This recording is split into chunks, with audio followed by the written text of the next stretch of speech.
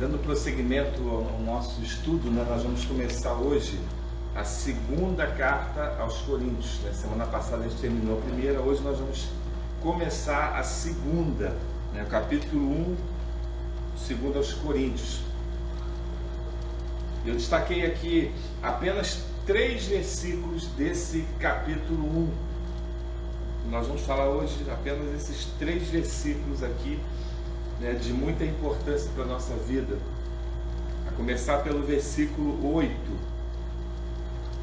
Versículo 8 aí do capítulo 1. Porque não queremos, irmãos, que ignoreis a natureza da tribulação que nos sobreveio na Ásia, porquanto foi acima das nossas forças, a ponto de desesperarmos até da própria vida. Eu destaquei isso aqui porque nós passamos aflições na vida. Se você for ver, fazer uma retrospectiva, né? Daqui a pouco deve passar aí na TV também, essa semana ou a outra, aquela retrospectiva, né? Eu estava até pensando, né? Como é que vai ser a retrospectiva desse ano? É um ano muito difícil. Eu acho que um ano mais difícil aí dessa última década ou mais, né? Se a gente for analisar, né? Se não foi o pior, foi um dos piores em termos de mudança de vida. Eu não sei se você já teve uma mudança dessa. Eu não lembro, né, de um ano que mudou tanto os planos, a vida, como esse 2020. Mas né, acima de tudo, né, esse ano, com toda dificuldade, com toda dor, né, com toda luta, nós podemos afirmar, né, o Senhor esteve e está conosco. O apóstolo Paulo ele lembra isso. Não queremos, irmãos, que ignoreis a natureza da tribulação que nos sobreveio na Ásia, porquanto foi acima das nossas forças. Ou seja, foi uma tribulação muito grande. Talvez, né, algo parecido, né? É lógico que a gente for pegar o contexto, o sofrimento dele, pessoal, foi muito grande, né? Talvez você que esteja assistindo aí, né, nunca tenha passado isso que o apóstolo Paulo falou. Mas ele fala de uma aflição acima das suas forças, né? Nós estamos vivendo isso, uma aflição que nós nunca vivemos, né? Como quem está em casa aí, alguns irmãos estão em casa, ó, sem sair de casa desde o início, né? Pelo menos uma assim, eu tenho certeza, né, que eu falo com ela, ela diz: pastor, não saí desde o início, mas pode ter alguns outros aí. Às vezes alguém sai, vai no banco rapidinho, vai no mercado, vai, né? Mas tem uma que eu sei que ela não saiu para lugar nenhum, mas graças a Deus ela tem um apoio, tem os filhos que fazem tudo e facilita. Mas é uma aflição muito grande o que nós estamos vivendo, né? Quem pode sair, né, não sente tanto. Sente, é lógico, né, a dificuldade da vida, dos filhos, escola, enfim. Mas quem está em casa sem poder sair, imagine, se você não pudesse sair desde, acho que foi março, né? Como é que você estaria? Às vezes a gente fica em casa 2, 3, uma semana, a gente já fica desesperado. E a igreja? Como a gente tem sentido falta da igreja. Mas eu estava pensando também sobre isso, né? A gente fica... o problema é que às vezes a gente acaba acostumando, né, com a igreja, mas apenas como um clube. Esse é o problema. A gente tem a igreja como um lugar de passeio. O domingo é da igreja, onde eu vou botar uma roupa nova, onde eu vou ver os amigos, onde a gente vai se confraternizar, a gente vai cantar, como um clube, infelizmente. E talvez, como eu falei inicialmente, né, Deus esteja separando o joio do trigo. Sabe por quê? Porque a igreja, né, se você não viver, né, o que Jesus fala, a igreja é apenas um clube. Não adianta você ir à igreja, não faltar um culto, se você não vive o que ele fala. No domingo, volto a afirmar, né, e pedir quem não assistiu, né, Deus falou conosco de uma forma que eu particularmente nunca havia pregado. Por quê? E em outros momentos eu tenho percebido isso. Eu tenho conversado com colegas, pastores, a gente fala por telefone, né? As igrejas, nossas igrejas, estão vivendo momentos difíceis, né? E eu acredito que todas as igrejas. Aí você fala assim, mas tem a igreja X que está tendo culto normal. Eu conheço um monte também, né? A igreja da minha mãe está no culto normal, né? Mas é cada um com o seu cada um. Eu prefiro, né, ser taxado de tudo, menos de responsável pela morte de alguém, né, pela doença de alguém. Nós vamos, né, fazer um culto, a gente estava pensando em fazer um culto de final de ano, né, mas infelizmente nós não vamos fazer. A gente estava pensando em fazer no próximo domingo, dia 27, mas não vamos fazer. Por quê? Porque eu tenho acompanhado a notícia, né, e a coisa está, né, piorando. Um palpite meu, um palpite. Eu acho que final de ano agora vão bloquear tudo. Vão fazer alguma coisa para segurar o povo. Um palpite. Tá? Não ouvi nada sobre isso. Um palpite pelo que eu tenho observado nas notícias. Então, para evitar isso, marca, todo mundo se anima, daqui a pouco não pode funcionar nada. E também pelo que a gente tem visto na TV. Se você ligar a TV, você vai ver que a coisa está subindo, todos os médicos estão alertando. Então, eu, como pastor, tenho nada com a vida de nenhum pastor, nenhuma igreja, é problema de cada um, né? Se você quiser frequentar outros cultos, amém, né? Vai na fé. Eu não recomendo, sinceramente, eu não recomendo, mas você é dono da sua vida. Eu sei de uma coisa, o nosso Deus é o Deus que cuida, que abençoa, que guarda, mas Ele fala que a gente deve ser obediente, que a gente deve atentar para as orientações das autoridades. Depois a gente reclama. Mas pode acontecer em casa? Pode. A minha filha está com Covid agora, né, e não pegou da gente, que ela não tem vindo nem aqui. Lá na casa dela, pegou? Pode. Mas se você arriscar, né, às vezes você vai pegar pelo seu abuso. Então a gente deve atentar, porque depois não adianta a gente falar, estou passando aflição, estou passando uma provação, uma luta. Às vezes a culpa é sua. Às vezes você vai fazendo coisas, né, e como Deus, a gente tem falado aqui, Deus vai falando como sempre falou na Bíblia para o seu povo. Não faça isso, vocês estão deixando de fazer isso. Deus vai avisando. E a gente, como povo, né, não é bem assim. Está aqui na Bíblia, lá se você ver. Não é bem assim. Não, o que eu estou fazendo não é errado. E Deus vai avisando de várias formas, até que Deus tem que agir. Então a gente precisa atentar para isso. Para que nós vamos, se estamos sendo orientados? Mas eu tenho fé em Deus, eu estou indo para o culto. Amém. Se a sua igreja, a igreja que Deus te colocou, está tomando essa precaução, para que você vai na outra igreja? Eu não estou aqui dando duro em ninguém, tá? Eu estou falando aqui o que está vindo no meu coração agora. Não estava nem programado isso. Confesso que eu não tinha nem pensado nisso, mas agora. Então, para quê? Então pense nisso.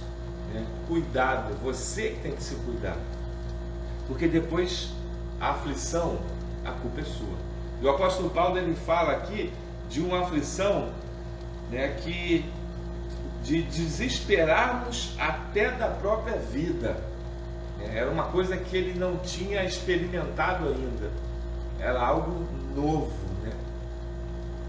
Como a gente tem vivido. E ele continua, e aí eu destaco aqui uma outra coisa, o versículo 9. Contudo, já em nós mesmos tivemos a sentença de morte, para que não confiemos em nós, e sim no Deus que ressuscita os mortos. Parece, né, o quadro dele aqui, um quadro de depressão. Contudo, já em nós mesmos tivemos a sentença de morte, para que não confiemos em nós. Parece um quadro de depressão, quando a pessoa já acha que vai morrer, já não está nem aí para a vida, né? Se entrega, né? De tão grande era o problema dele.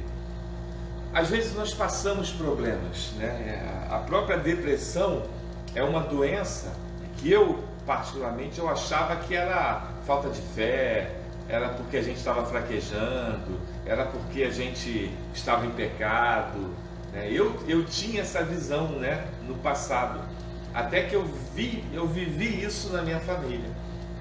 E aí eu pude ler, estudar, né, me aprofundar mais sobre essa questão e buscar na Bíblia.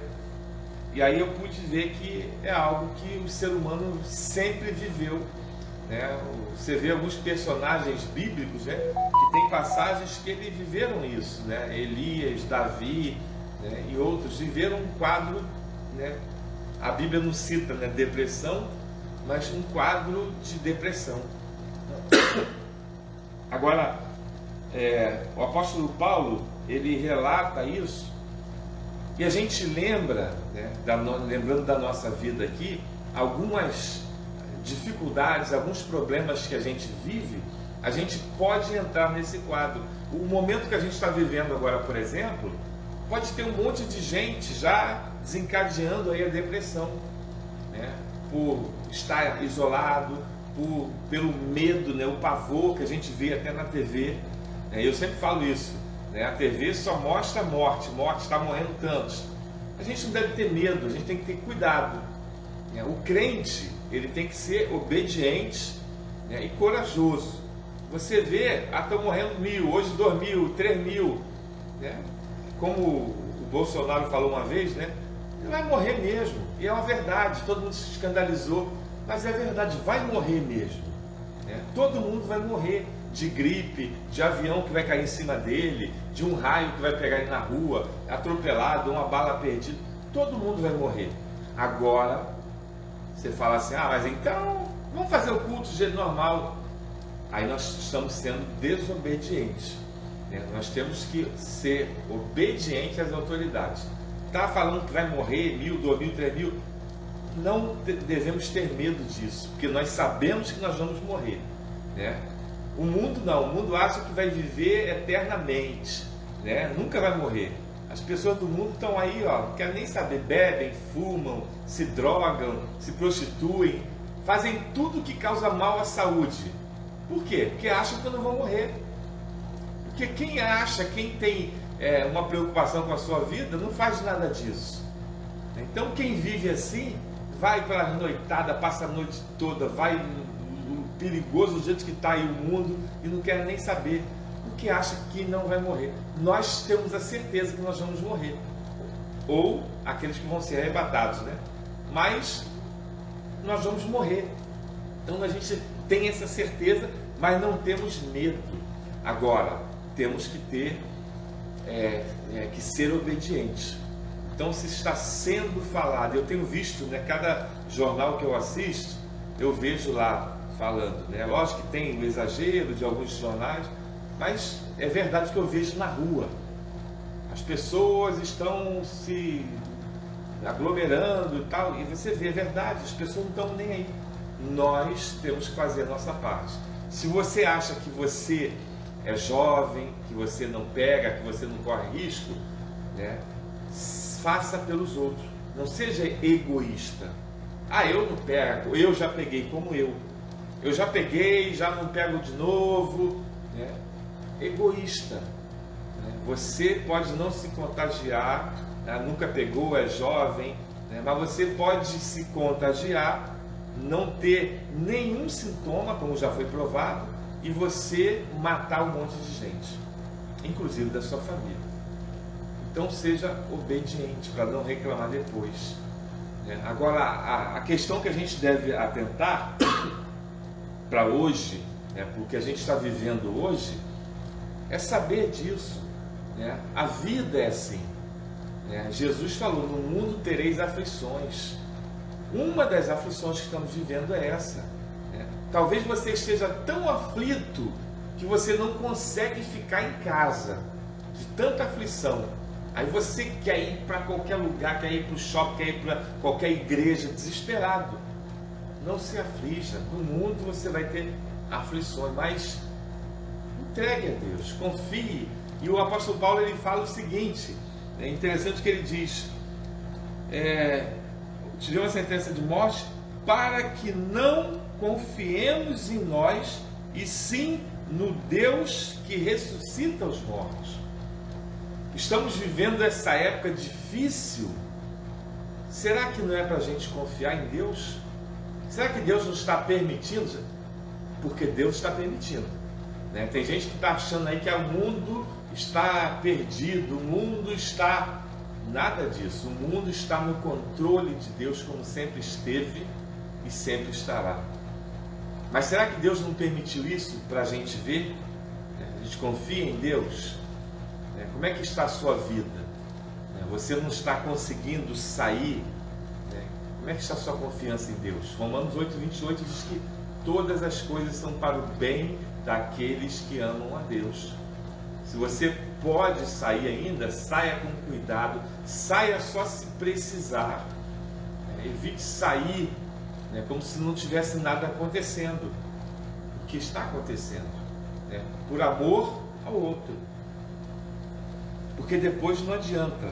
O apóstolo Paulo fala das aflições que ele sofreu, mas as aflições que ele sofreu a ponto de chegar até pensar na morte, não foi por desobediência, não foi porque ele queria, não.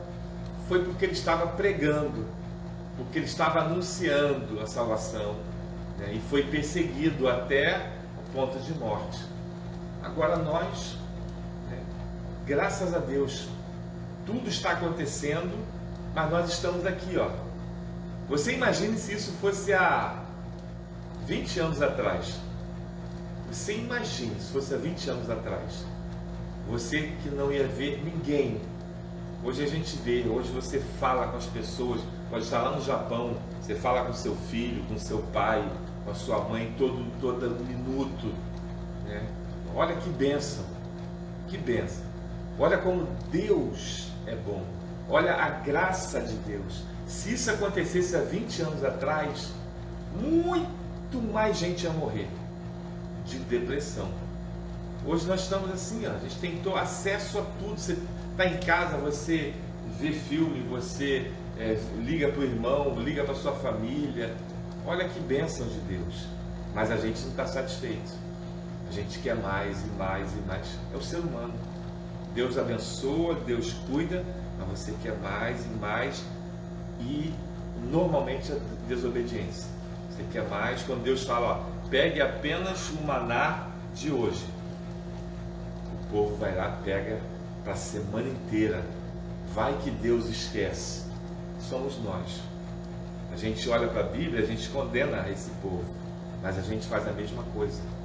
Quando Deus fala para a gente confiar nele, para a gente obedecer, para a gente esperar, a gente não aceita. Porque lá está acontecendo, porque lá na igreja, a igreja é lá, a sua é aqui. A família é lá, a sua é aqui. A gente não tem nada a ver com a vida dos outros. É por isso que o Brasil está do jeito que está. Porque um rouba, o outro vê, opa, ele roubou, não deu nada, vou roubar também. O outro vê, e ele está roubando, não deu nada, vou roubar também. E a gente está do jeito que está. Quantos governadores estão na cadeia? Quantos políticos foram condenados? Quantos ainda têm para ser condenados? Porque assim, um vai vendo o erro do outro, vai copiando. Por que a gente não copia as coisas boas? Ah, tem um missionário indo lá para a África. Eu vou também, ele está indo. Eu nunca vi ninguém falar isso. Né? Nunca vi ninguém ficar angustiado por não estar evangelizando. Eu nunca vi. Ah, a igreja está evangelizando no trem. A gente não vai? Eu nunca vi ninguém falar isso. Mas a gente faz a desobediência. E eu não estou, volto a falar, não estou aqui dizendo quem foi, até porque quem foi até me ligou, pastor, eu estou indo visitar, vai na fé, cuidado, né? Eu falei, mas eu estou falando da precaução que a gente tem, do desespero, de ver as coisas acontecendo, a gente querer fazer. Deus tem um plano para cada um, para cada igreja, né? Se a igreja está lá, amém, é plano de Deus. Se não for, Deus é que vai resolver com eles. Agora a gente tem que ter essa precaução, a nossa vida, para depois a gente não chorar de aflições que nós causamos. E finalizando, versículo 12, porque a nossa glória é esta, o testemunho da nossa consciência, de que com santidade e sinceridade de Deus, não com sabedoria humana, mas na graça divina, temos vivido no mundo e mais especialmente para convosco. O apóstolo Paulo, ele fala, né, ele diz uma palavra aqui que eu destaco, interessante, consciência. Porque a nossa glória é esta, o testemunho da nossa consciência, de que com santidade e sinceridade de Deus. Para a gente finalizar, como nós estamos? Final do ano, pandemia, né? Muita gente esqueceu da vida. A gente só vê pandemia, coronavírus, só fala sobre isso. As coisas pararam, as pessoas estão desesperadas. E nós? Como nós temos vivido? Como eu falei inicialmente, eu penso, eu fico aqui confabulando aqui. Será que Deus está separando o joio do trigo? Será que Deus está querendo mostrar quem é crente mesmo e quem não é? Eu não sei. O que o apóstolo fala e que é interessante para a gente pensar nessa noite, o testemunho da nossa consciência com santidade e sinceridade. Como você tem vivido esses dias, esse ano, agora, como você tem vivido? Como está a sua consciência diante de Deus? Você tem se preocupado com o quê? Ah, estou preocupado com a morte. Eu não posso sair de casa porque senão eu vou morrer. Já falei, nós vamos morrer, todo mundo. Dentro de casa, fora de casa, você vai morrer. Não tem como fugir. Como está a sua consciência diante de Deus? As coisas estão acontecendo. O mundo está, entre aspas, parado. Mas a obra de Deus, ela não parou. A obra de Deus, ela não para. E a obra de Deus é você. Você está dentro de casa, desde, como eu falei, eu sei que alguns irmãos estão, desde o início. Mas o que você está fazendo? Você pode fazer um monte de coisa para a obra, dentro de casa. É a sua vida. Olha o que o apóstolo falou, com santidade e sinceridade. Santidade. Você tem buscado isso dentro de casa? Ou você esqueceu, está de férias de Deus? Ah, eu não vou, não tem mais culto, eu não gosto de assistir online, eu não leio Bíblia. E aí? Como é que você está? Esse é o nosso problema, o problema da humanidade. E o que eu estava falando que está confabulando é isso. Como é que você está diante de Deus? Você é o crente que só cultua na igreja? Será que Deus não está querendo mostrar isso? Quem é você? Domingo, estou na igreja. terça e quinta, a domingo. E agora? Você está dentro de casa. E agora que a sua igreja está fechada? Pelo menos por enquanto. Como é que você está cultuando a Deus? Se está. Porque cultuar a Deus não é só na igreja. Cultuar a Deus é na sua vida. É você que está em casa, né, não pode sair, cultuar a Deus.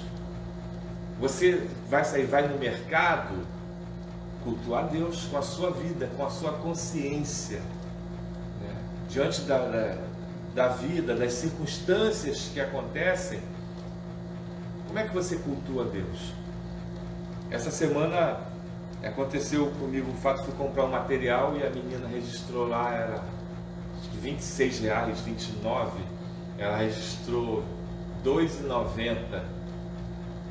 Quando eu vi, registrei a senha e quando eu vi já estava saindo, eu peguei o papel e falei, olha, você digitou errado. Ela, não, aqui ó, é 29, tu botou R$2,90. Aí ela, é. Aí foi até um hambúrguer que a gente foi comprar. Aí ela, desculpa, então eu vou digitar o resto aqui. Mas eu não estou falando para minha glória não, é algo nosso, de crente, algo seu. Agora para o mundo ia ficar quieto, opa, ganhou um hambúrguer de graça. É algo nosso, isso é cultuar a Deus. Você faz isso, eu sei disso. Eu já ouvi vários relatos, vários desse tipo, que às vezes Deus até permite para ver quem é você. E aí eu pergunto de novo, quem é você? Como é que você está? Porque se você ficar isolado, não vou para a igreja, não assisto culto porque eu acho chato, não vou ler a Bíblia, não vou orar, você vai sucumbir. Você pode ter certeza, você vai cair. Porque você vai estar sem alimento, você vai ficar fraco e vai sucumbir. Cultuar a Deus é isso, é consciência, é saber que você precisa de Deus. Você tem que arrumar um jeito. No passado, as pessoas morriam degoladas, enforcadas, crucificadas, porque cultuavam a Deus e era proibido. Mas elas davam um jeito, algumas até morriam. E às vezes nós estamos em casa e não fazemos isso, porque damos a nossa desculpa. Não tem culto na igreja, porque o seu culto é só na igreja. Quer dizer, não é culto, né? Porque quem vai só para a igreja achando que cultuar é só na igreja, ele não cultua Deus nem na igreja. Cultuar é com a sua vida, com as suas atitudes. Quais têm sido as suas atitudes? Diante de tudo que Deus espera de você. Nós temos vivido agora na igreja algumas coisas interessantes. Que horas tem aí? Eu estou sem relógio. Aqui nessa casa não tem relógio. 8h03, já até passei aqui. Então a gente tem vivido algo agora na nossa igreja, eu tenho certeza que em muitos, algo que tenha me deixado muito feliz. As pessoas preocupadas com o seu dízimo, com a sua oferta, ligando, como é que eu faço? Vem aqui buscar. Cultuar a Deus. Não estou dizendo que é só isso não. Que entregar o dízimo, às vezes, é só entregar o dízimo. Mas é uma das características de quem cultua a Deus, essa preocupação, que isso é um culto a Deus. E tem muita gente que também está esquecendo disso. Não tem igreja, eu tenho que ir lá entregar para todo mundo ver. Será? Será que é esse o pensamento? Não sei. Mas para a gente pensar. Se você pensa nisso, como tem sido a sua vida? Como você tem vivido, como você tem cultuado. Que Deus nos abençoe.